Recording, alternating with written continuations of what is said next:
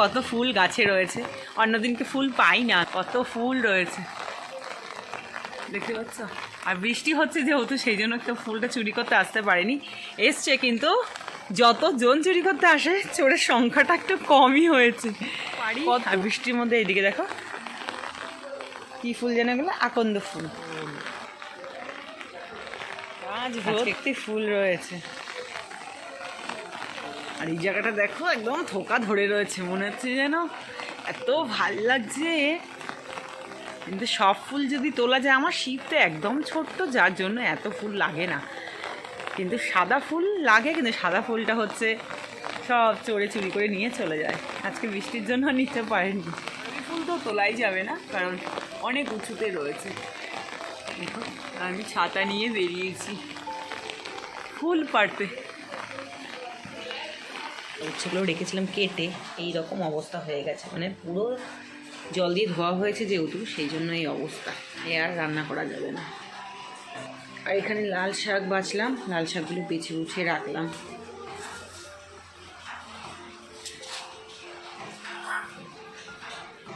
কী করবো, আর ফেলে দিতে হলো, কেটে ধুয়ে নিয়েও না, রান্না করলে খাওয়া যাবে না। আর এদিকে আজকে গরুর খোসা হয়েছে এতগুলো,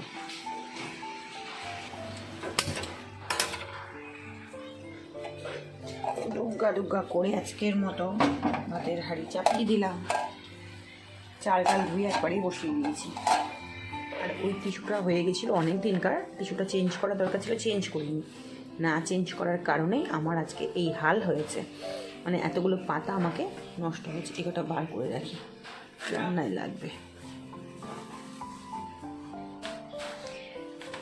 তো এই জন্য আজকে টিস্যুটা চেঞ্জ করিনি, যার কারণে আমার নষ্টটা হয়েছে। মানে পাতাগুলো বাইরে ছিল, এই টিস্যুর বাইরে বেরিয়েছিল, যার কারণে সমস্ত পাতাগুলো এরকম হলুদ হয়ে গেছে। আর এগুলো কী করবো, হলুদ হয়ে গেছে, কয়েকটা পচে পচে গেছে, সেই জন্য আজকে আবার বার করলাম, রান্নায় লাগবে বলে। তখন দেখলাম যে এই অবস্থা, সেই জন্য টিস্যুটা চেঞ্জ করে পাতাগুলোকে আবার ছাড়িয়ে রেখে দিলাম। এইভাবে অনেক দিন থাকবে, বেশ নষ্টও হবে না, পাতাও পেকে যাওয়ার চান্স থাকে না। আর এই দুটো বার করে রাখলাম। এটা আলাপ করিয়ে দিই, এখানে ভাত হচ্ছে, আর এখানে বসিয়েছি হচ্ছে লাল শাক। লাল শাক কিন্তু আমি এত বড় বড় করে কেটেছি, কারণ আমি লাল শাক একদম কাটতে পারি না। তো লাল শাক কেটেছি, লাল শাক বসিয়ে দিয়েছি এখানে। আর এখানে হচ্ছে পেঁপে একটু ভাপ দিয়ে নিয়েছি, পেঁপের ঘন্ট করব। পেঁপে আছে, তার সাথে এক ফালি লাউ আছে, লাউ আর পেঁপে দুটো একসাথে ভাপ দিয়ে নিয়েছি। তো এই হচ্ছে রান্না চলছে। আর এদিকে মাছ নুন হলুদ মাখিয়ে রেখে দিয়েছি, আর এখানে সবজি বানিয়ে রেখে দিয়েছি। এখানে করব হচ্ছে ভোলা মাছ, তার জন্য কেটে রেখেছি হচ্ছে বেগুন, ধনেপাতা, মশলা এখানে রয়েছে পেঁয়াজ বাটা, হলুদ গুঁড়ো, জিরে গুঁড়ো, লঙ্কা গুঁড়ো। এখানে রয়েছে শাকের জন্য রসুন, আর এখানে আলু, ওই পেঁপের ঘন্ট করব বলে আলু কাটা রয়েছে, এখানে ধনেপাতা রয়েছে। তো এই সমস্ত রেডি করে নিয়েছি, আর এখানে রান্নাবান্না চলছে। তো চলো। আর আমি কথায় কথায় যেটা করেছি সেটা হচ্ছে তেল না দিয়ে, ফোড়ন না দিয়ে আমি লাল শাকটা কড়াইতে দিয়ে দিয়েছি। এবার আর কি করা যাবে, নামানোও যাবে না, মানে এখন নামানো যাবে কিন্তু নামাবো না। তার জন্য আমি একটা আইডিয়া বার করেছি। এটা বেশ খানিকটা একটু মজে আসুক, মজে এলে তারপরে আমি এখানে দিয়ে দেব হচ্ছে, দাঁড়াও এটা বেশ মজুক, তারপর দেখাচ্ছি যে এইভাবে ঠিক ফাঁকা করব, করে তার মধ্যে তেল আর ফোড়ন সব দিয়ে দেবো। চলো আপাততভাবে এখানে এটা একটু নুনের ছিটা দিয়ে দিই। ভালো করলে এরকমই করি, কি করা যাবে, কথায় কথায় দিয়ে দিয়েছি ঝপ করে। আর বাইরে ওয়েদার কিন্তু আজকে বন্ধুরা দারুণ ওয়েদার, দেখাবো নাকি তোমাদেরকে, বৃষ্টি হচ্ছে আজকে। ভেবেছিলাম আজকে আর ভাত টাত না করে যদি অন্য কিছু একটু করি, কিন্তু তারপর দেখলাম না, ভাত না খেলে না কেমন একটা শুকনো শুকনো লাগে। এই যে এইভাবে যখন আরেকটু মজবে তারপরে এইভাবে দেবো। চলো কাকা,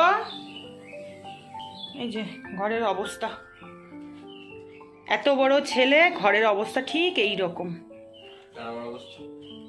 এই যে কি খাচ্ছে আর বালিশের ভেতরে লুকাচ্ছে, তারপরে ইসে ধরবে, আমি বলছি মশায় ধরবে, পিঁপড়ে ধরবে, তো পিঁপড়ে পিঁপড়ে ধরবে। মশা এসে কেক খাবে। কি আর কি করছি না, পিঁপড়ে ধরবে, আমি ঘুমাতে পারবো না তারপরে বিছানায়। স্ট্রাগলিং মশা।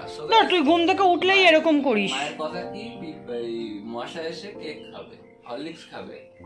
না ভুল করে বলে ফেলেছি। প্যাকেট ফুটো করে। ওই কোকো আবার শুনতে চলে এসেছে এখানে, এ ভাইপো শুনতে চলে এসেছে। কি বলছিস, কোথায় মা? গেল?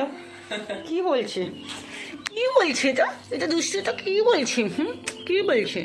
ভুলভাল কথা বললেই হবে নাকি? ভুলভাল কথা তাহলে কি শিখবে? আমি না আমি কি শিখবো তাহলে ভুলভাল? তুমি যদি কথা বলো। আর যাই হোক, কি করে রেখেছিস বিছানাটা? তুই উঠিস না, উঠিস না, উঠলে পরে যা করে রাখিস না বিছানার অবস্থা, ঘরের দিকে তাকানো যায় না। আই এম ট্যালেন্টেড, এটা করার জন্য একটা ট্যালেন্ট লাগে। নরমাল মানুষ এটা তোর মতো মানুষ ঘরে থাকলে বাড়ি ঘরের যা দশা হবে, বিজ্ঞানী মানুষরা এগুলো পারে না। সেটাই।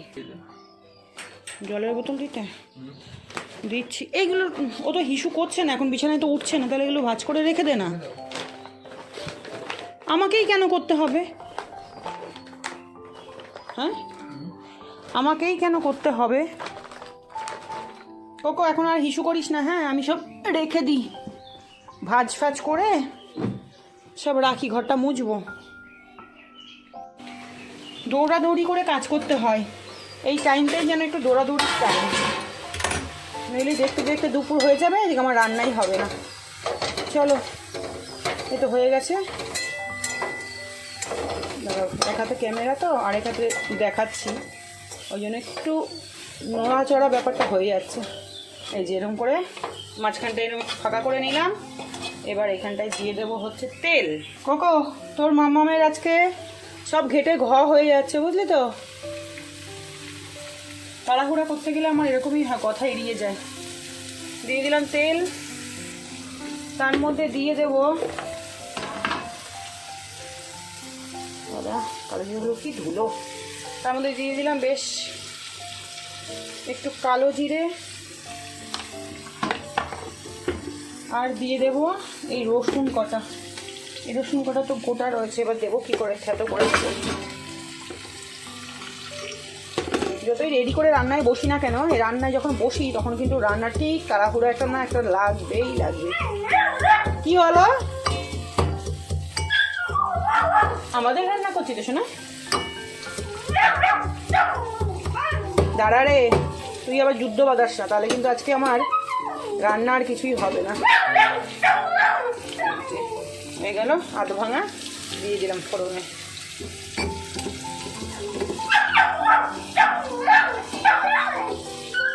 আমার মতো তোমাদেরও কি যুদ্ধ লাগে রান্নার টাইমে? আমাকে একটু জানিও, আমার তো চরম যুদ্ধ লাগে। এই কোকোর দাদা হয়ে গেল ফোড়ন দেওয়া। আমার মতো শিখে নাও তোমরাও, যদি তোমাদেরও এরকম ভুলভাল হয়ে থাকে তাহলে এইভাবেই ফোড়ন দেবে। হাত ধোবো, জলই আসেনি এখনো, তোলা জলে কাজ করতে হয়, এই জন্যই তো এক বালতি করে জল তুলে রাখি, কখন লাগবে তার ঠিক নেই। দাঁড়া রে কোকরে, দাঁড়া রে কোকরে, এরকম করিস না রে।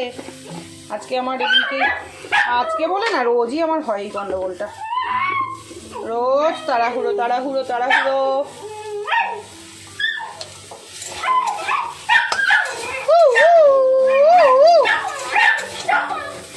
দাঁড়া, এরকম করিস না করিস না করিস না। দৌড়াদৌড়ি করে কাজ করতে গেলে কিরকম হয় ভুলে গেছিলাম। ওপরে কয়েকটা কাঁচা, মানে নামানোর সময় কয়েকটা কাঁচা লঙ্কা দিয়েছি, আর কাঁচা লঙ্কা পুরো তাকিয়ে রয়েছে সবুজ হয়ে আমার দিকে। তো যাই হোক, দৌড়াদৌড়ি করে কাজ করতে গেলে যেটা হয় সেটা হচ্ছে এই যে কড়াইটা পুরো পুড়ে গেছে। কি করব, একবার ঘর মুছতে যাই, একবার রান্না করতে যাই, একবার বাসন মাজতে যাই, হয়ে গেছে। আর এদিকে ভাতও হয়ে গেছে। চলো ভাতটা গড় দিই আর শাকটা নামাই, নামিয়ে আবার আসছি। 5 ফোড়ন, আর এরপরে দিয়ে দেবো হচ্ছে গিয়ে আলুগুলো। খুব চলে যায় রান্না করতে দিয়ে দেয়।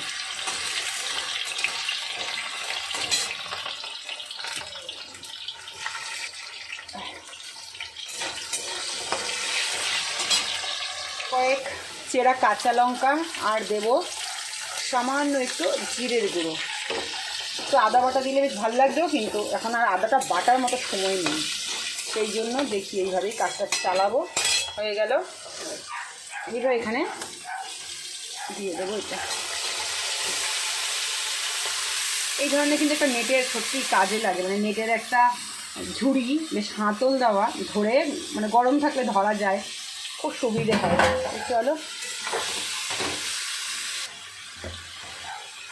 এইভাবে বড় বড় করে কিন্তু কোনো সময় মানে পেঁপের ঘন্ট মেশিনের মধ্যে বেশ কুচিয়ে নিই, কুচানো মেশিনগুলো আছে না, সেই মেশিনে কুচিয়ে তারপরে করি। ওই রকম ঘন্টটা দেখতে সুন্দর লাগে, কিন্তু আজকে ভাবলাম এইভাবেই করি। এই এখন জল এলো, এখন বাজে কিন্তু 12টার জলটা ঠিক চলে এসছে। এইভাবেই ঢাকা চাপা দিয়ে লাউটাকে সুন্দর করে একটু ঘন্ট ঘন্ট ভাব হবে, তখন নামাবো নুন মিষ্টি দিয়ে। ঢাকনা কোথায় গেল? এটা ঢাকনা কোথায় গেল? করতে করতেই কিন্তু আমি ঠিক বসিয়ে দিই, ওইদিকে বসিয়ে দিয়েই একটা করে বাসন আমি ধুয়ে নিলাম। আমি মাঝে মাঝে এইভাবে কাজ করি, আর যখন দেখি যে হয়ে ওঠে না তখন আর করি না, তখন আবার সব বাসন একসাথে নিয়ে বসে তারপরে মাজি।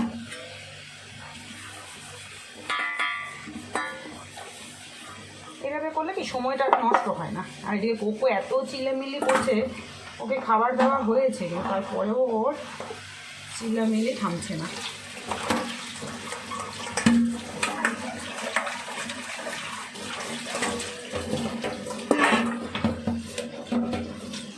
সানি জল এসছে, সানি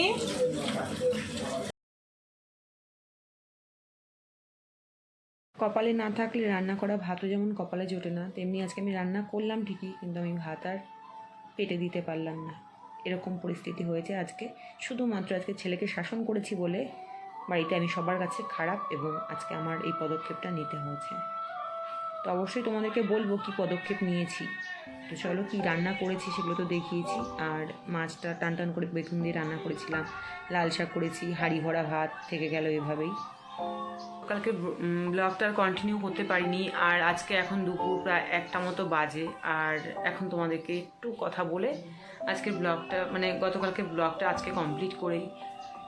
গতকালকে তো রান্না করলাম, কিন্তু ছেলেকে শাসন করেছিলাম, শাসনের ফল হয়েছিল আমার খুব খারাপ। মানে শাসন করা যে আমার বারণ, শুধু ভালোবাসা যাবে, সন্তানকে পেটে ধরো, কিন্তু শাসন করা যাবে না। বেলায় থেকে আমাকে ওঠে, তোমরা জানো আমি সবসময় বলি, তো সেটা শাসন করেছি। তার জন্য তার বাবার মনে হয়েছে যে আমি ছেলেকে টর্চার করছি, জানি না তাদের ভাষায় টর্চার। আমার এটা মনে হয়েছে যে আমি যদি এখনো পর্যন্ত এতটা বড় হয়েছে, তো 19টা বছর বয়সে পড়েছে, এখনো যদি এইটুকুনি না করি তাহলে আর হবে না। আমি ওর জন্যই শাসন করতে পারিনি। তবে হ্যাঁ, আমিও দেখবো যে ওর বাবা ওকে কতটা ঠিকঠাক গার্ড করে রাখতে পারে এই পরিবেশের মধ্যে। কারণ আমি যেখানে থাকি পরিবেশটা খুবই, মানে কি বলবো, এবার পরিবেশেরও দোষ দিলে হয়তো পরিবেশের লোকজনরা বলবে পরিবেশ ভালো না, কিন্তু হ্যাঁ, এই পরিবেশের মধ্যে থেকে ছেলে মেয়ে মানুষ করা ভীষণ টাফ। কিন্তু আমি সেখানে প্রচুর স্ট্রংলি ভাবে কিন্তু আমি আমার ছেলেকে 19টা বছরে করে দিয়েছি, কিন্তু এখনো পর্যন্ত একটা কোনো রকম বাজে কোনো কিছু ছিল। এখন তার বাড়ির লোক হোক, তার বন্ধুবান্ধব হোক, তার পারিপার্শ্বিক লোকজন হোক, তাকে খুব ভালোভাবে ব্রেনটা ওয়াশ করেছে। আমি নাকি তাকে মার্ডার করার জন্য মার্ডার করেছি, মানে তাকে শাসন করা মানে আমি তাকে মার্ডার করতে গেছিলাম। তো যাই হোক, এই ধরনের অ্যালিগেশন আমি পেয়েছি। তো এরপরে আজকে আর এই বাড়িতে থাকা আমার হচ্ছে না, কারণ আমি একদিনকে তোমাদেরকে বলেছিলাম উপরের ঘর থেকে আমাকে নিচে বার করেছে ঘাড় ধাক্কা দিয়ে। আজকে আমি ঠিক এই বাড়ি থেকে বেরিয়ে যাচ্ছি। অবশ্যই তোমাদের সাথে ব্লগ শেয়ার করার চেষ্টা করবো, দেখি কতটা করতে পারি। হয়তো অনেক স্ট্রংভাবে তোমাদের সাথে কথা বলছি, আমি যেন স্ট্রং থেকে যেন আমি একা এগোতে পারি। সাথে থেকো তোমরা, এটুকুনি তোমাদেরকে বলি। চলো, আর বেশি কিছু বলার মতো ভাষা নেই।